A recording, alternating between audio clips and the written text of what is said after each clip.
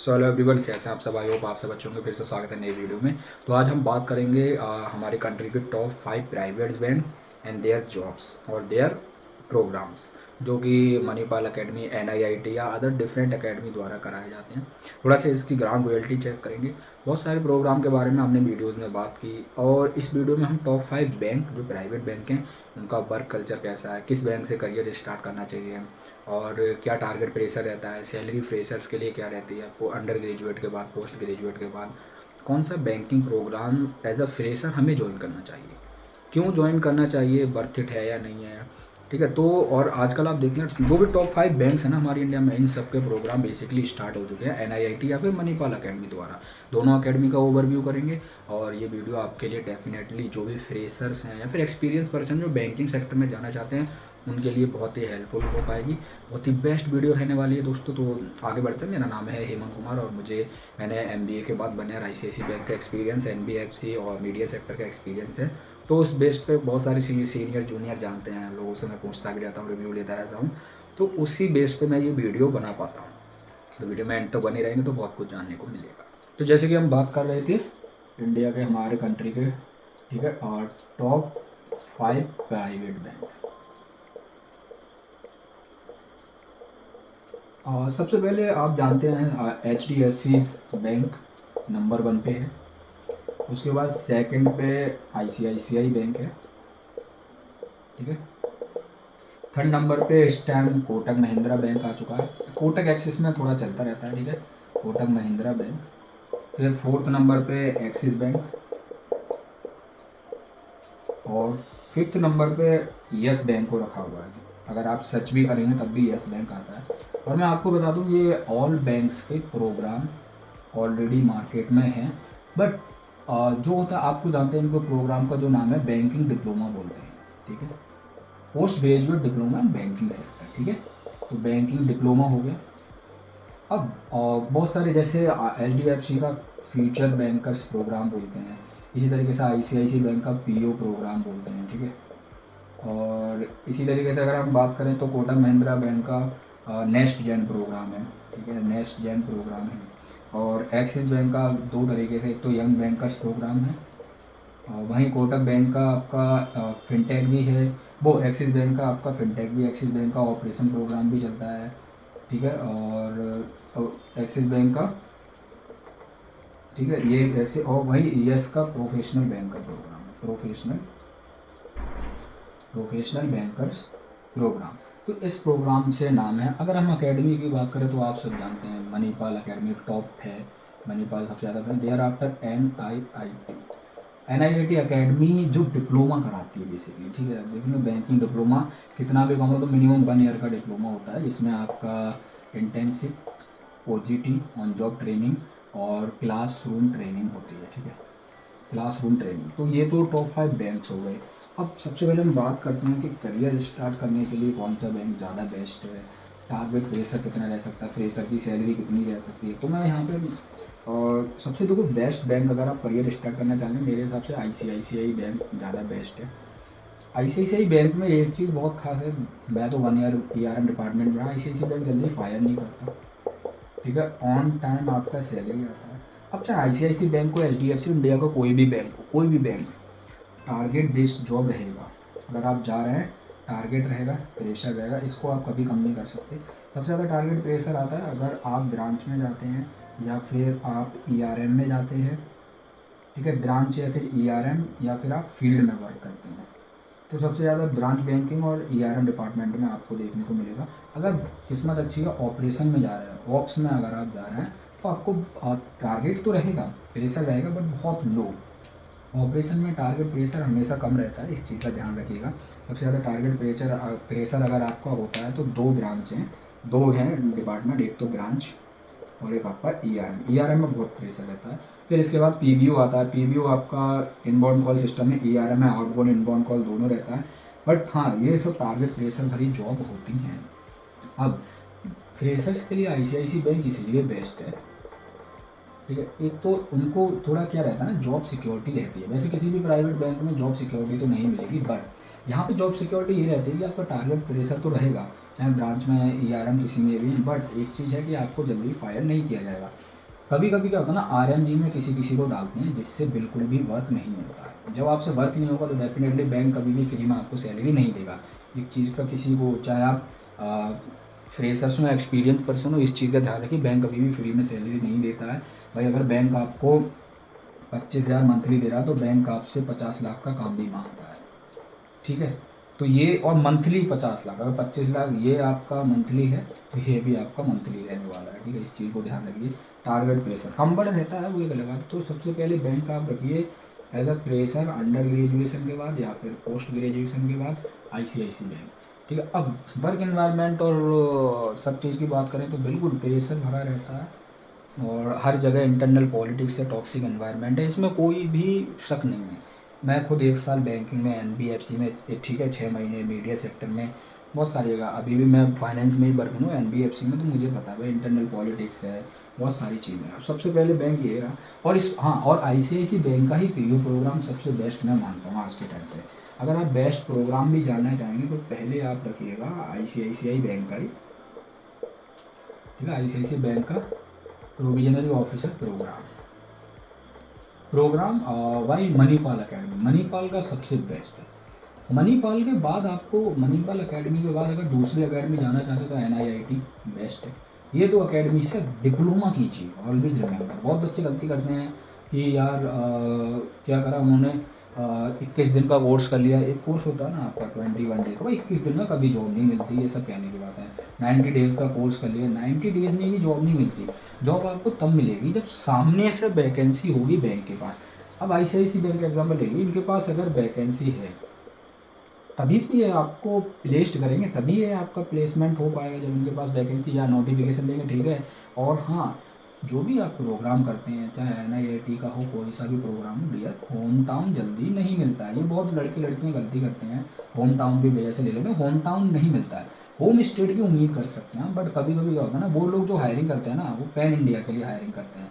तो आपसे इंटरव्यू में भी पूछते हैं कि are you ready to relocate, अब कहीं भी इंडिया में काम करने को तैयार है। जो बच्चा बोलता है यस, वो 100% सिलेक्शन की तरफ जाता है।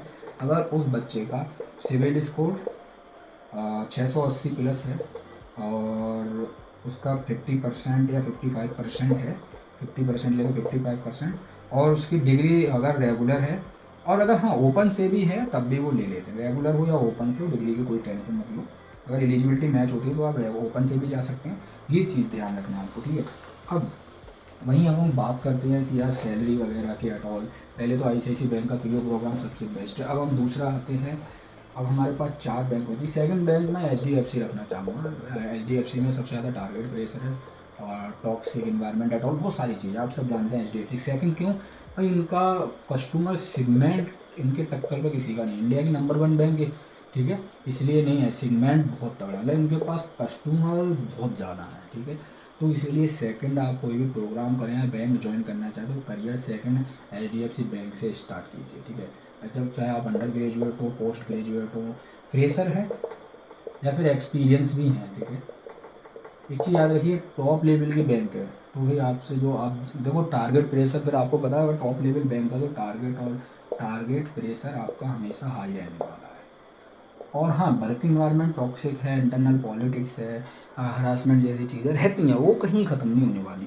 तो सेकंड बैंक हमेशा HDFC को प्रायोरिटी दीजिए। थर्ड बैंक की अगर हम बात करें तो इस टाइम पे टॉप लेवल का बैंक है एक्सिस बैंक। थर्ड में मैं एक्सिस बैंक इसीलिए रख रहा हूँ क्योंकि इनका कस्टमर जो पोर्टफोलियो है बहुत बड़ा है, बहुत बड़े लेवल का कस्टमर पोर्टफोलियो सेगमेंट कह लीजिए, ठीक है। उसके साथ साथ टारगेट प्रेशर यहाँ भी आपका हाई रहने वाला है, ठीक है, और हाई रहेगा ही रहेगा, यहाँ भी कम नहीं। लेकिन थर्ड बैंक ये इसलिए है क्योंकि देखो ये तीनों बैंक आपको जॉब सिक्योरिटी देती हैं, बट जॉब सिक्योरिटी उस टाइम तक देती हैं जब तक आपका टारगेट या फिर आप काम कर पा रहे हैं, वर्क दे पा रहे हैं। अदरवाइज कोई भी बैंक आपको फायर कर सकता है। प्राइवेट बैंक है वो पावर रखते हैं फायर करने के, ऑलवेज रिमेंबर, ठीक है। बट आप जितना काम करेंगे, एक चीज़ और, जब आप प्राइवेट बैंक ज्वाइन करते हैं बहुत लोग गलती करते हैं, कभी भी आप अपने रिपोर्टिंग अथॉरिटी, रिपोर्टिंग मैनेजर या अपने बॉस से कोई भी बहस आर्गूमेंट वगैरह ना करें, क्योंकि आपका जो रिपोर्टिंग होती है वो इनके हाथ में होती है। अगर आप किसी से बहस कर रहे हैं, आर्ग्यूमेंट कर रहे हैं, तो वो आपके आगे एचआर को मेल कर देते हैं, और एचआर क्या करते हैं ना, या तो आरएमजी में डाल देंगे, पीआईपी इश्यू कर देंगे, या फिर आपको फायर भी कर सकते हैं। It's called terminate. और एक बार अगर आप टर्मिनेट हुए तो आप हो जाते हैं ब्लैक लिस्टेड। और आप अगर कहीं भी ब्लैक लिस्टेड होते हैं तो एक चीज़ और है, दूसरे ऑर्गेनाइजेशन में बड़ा दिक्कत आती है ज्वाइनिंग करने में। तो ये चीज़ का थोड़ा सा आप ध्यान रखिएगा, ठीक है। तो अब चौथा बैंक वहीं आपका कोटक को ज्वाइन कीजिए। वाई कोटक? कोटक महिंद्रा बैंक इसलिए क्योंकि कोटक महिंद्रा बैंक में भाई सबसे टॉप लेवल का बैंक है। दूसरी बात, कोटक महिंद्रा बैंक के कस्टमर पोर्टफोलियो इनका बहुत हाई है। इनका भी टारगेट प्रेशर भैया कम नहीं है, हैवी रहने वाला है। सेल्स रिलेटेड वर्क यहाँ भी है, और sales related work as a fresher हर बैंक में, इसमें भी, और इवन आईसीआईसीआई बैंक में भी सेल्स है। मैं खुद रह के आया हूँ, ठीक है, तो इसमें भी सेल्स है, ठीक है। पांचवा बैंक है, मैं तो वो बोलूँगा भाई येस बैंक का प्रोग्राम आता है, बट ना ही करे ज़्यादा बेटर है। येस बैंक का मार्केट आते की बहुत डाउन चलता है। एक टाइम जब बैंक डाउन हो गई तो उसके बाद तक कस्टमर बिलीव नहीं कर पाते। इस प्रोग्राम को बहुत लोग बसते बोलते हैं, sir operation programme Yes bank का कैसा है। मैं बोलूँगा मत ज्वाइन कीजिए, क्या ज़रूरत है, आप थोड़ा सा स्ट्रगल कर लीजिए यार, तो हो सकता है कि आप इन बैंक में सक्सेस हो जाए। भाई टॉप लेवल की बैंक है। इसके बाद अगर कोई बैंक का प्रोग्राम करना चाहता है, बैंक ज्वाइन करना चाहते हैं, बहुत हमारे इंडिया में, फिर तो आप फेडरल बैंक ले लीजिए, इंडसइंड बैंक ले लीजिए, ठीक है, और आपका small finance bank, AU small finance bank, Utkarsh small finance bank, ठीक है। तो इस तरीके के बहुत सारे बैंक हैं जिनसे आप अपना करियर स्टार्ट कर सकते हैं। अगर ऑपरेशन वर्क चाहिए तो स्टार्टिंग से ही आप स्मॉल फाइनेंस बैंक में आइए, आपको अंडर ग्रेजुएट या पोस्ट ग्रेजुएट स्टार्टिंग वर्क मिल जाएगा। अब बैंकिंग प्रोग्राम को एक बार थोड़ा सा ओवरव्यू कर लेते हैं, किस बैंक का सबसे पहले ज्वाइन करना चाहिए। आईसीआईसी को मैं पहले भी रख चुका हूँ नंबर 1 पे, और ये टॉप 5 बैंक के प्रोग्राम स्टार्ट है, इसलिए हम लोग बात कर रहे थे, ठीक है। और अगर हम टॉप 5 बैंक के प्रोग्राम स्टार्ट हैं तो इसमें सबसे पहले हम जैसे बात कर रहे थे, तो पहले आप आईसीआईसीआई बैंक को रखिए, ठीक है, आईसीआईसीआई बैंक। उसके बाद दूसरा आपको एचडीएफसी ज्वाइन करना है। तीसरा आपको एक्सिस बैंक का प्रोग्राम करना है, ठीक है। फिर आपको चौथा कोटक बैंक का करना है, Kotak bank one of the best. फिर 5वां नंबर आता है जिसमें जना स्मॉल फाइनेंस बैंक का आपको ज्वाइन करना है, स्प्रिंग बैंकर्स प्रोग्राम। कोटक का है नेक्स्ट जेन प्रोग्राम है। वहीं एक्सिस बैंक का यंग बैंकर्स है, ठीक है, ये सब। और उसके बाद एचडीएफसी बैंक का है फ्यूचर बैंकर्स प्रोग्राम, ठीक है, फ्यूचर बैंकर्स प्रोग्राम। आईसीआईसी का पीओ प्रोग्राम है, प्रोविजनरी ऑफिसर प्रोग्राम, ठीक है। तो ये आपको सबसे पहले आईसीआईसी को रखिए, फिर एचडीएफसी ज्वाइन करना है, एक्सिस करना है, कोटक, फिर जना स्मॉल फाइनेंस बैंक। मैं बोलूँगा छठे नंबर पर आप सब बोलते हैं सर येस बैंक का कब आने वाला है।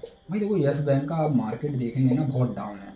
आप ज्वाइन भी कर लेंगे तो आप वहाँ पे सेल्स कैसे ला पाएंगे, आप कैसे वहाँ पे टिक पाएंगे, वर्क कर पाएंगे, अगर 2-2.5 लाख रुपये लगा के जा रहे हैं तो ये चीज़ आपको ध्यान रखनी है। अब एज ए स्टार्टिंग में सैलरी की अगर हम बात करें, ठीक है, डायरेक्ट और इसके थ्रू, तो यहाँ पे सामने इनकी सैलरी मेंशन कर लेते हैं, ठीक है। ये स्प्रिंग बैंकर्स प्रोग्राम, ठीक है। इनकी सैलरी अगर हम डायरेक्ट भी बात करें, यहाँ पे प्रोग्राम के थ्रू सैलरी, और यहाँ पे डायरेक्ट बहुत फ़र्क आ जाता है। मैं आपको दिखाता हूँ।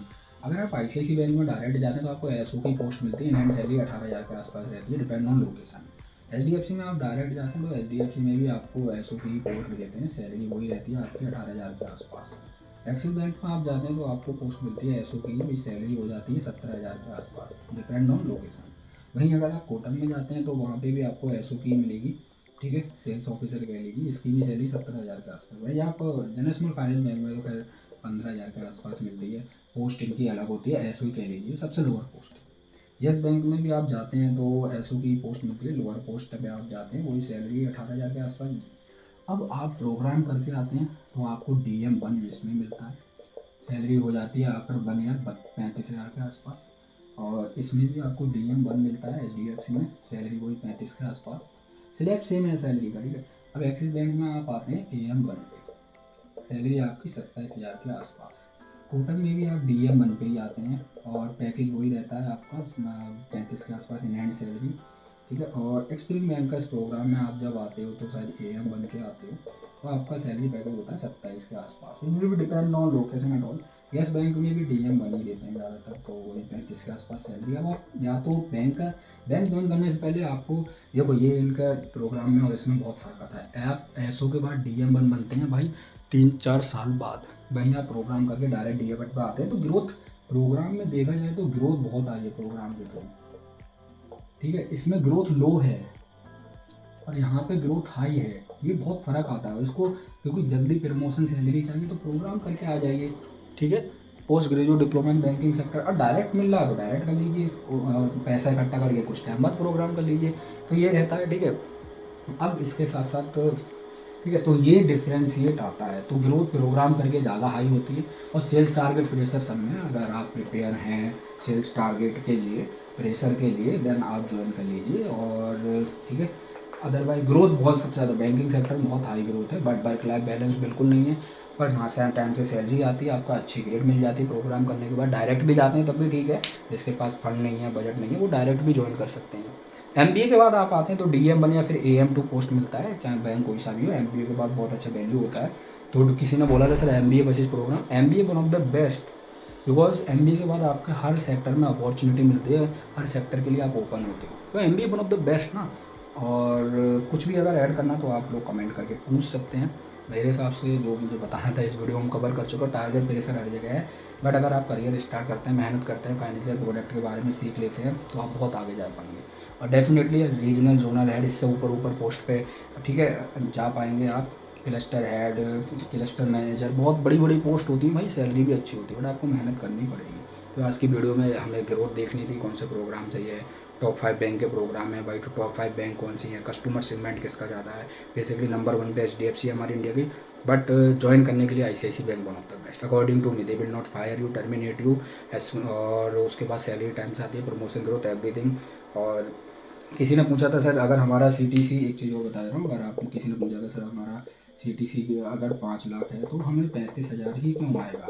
5 लाख के हिसाब से तो 40 के आसपास आना चाहिए। तो भाई देखो, आपका PF कटता है, जो आपको मिल जाता है, आपकी ग्रेजुएटी कटती है, ठीक है, जो आपको मिल जाती है, उसके बाद एक दो टैक्स स्लैब कट के आपको पूरा इन हैंड आता है, ठीक है, इन हैंड आता है, जो कि 35 के आसपास बनता है। और हाँ, सैलरी CTC आपका वेरी करता है लोकेशन के लिए, ये चीज़ हमेशा ध्यान रखिए।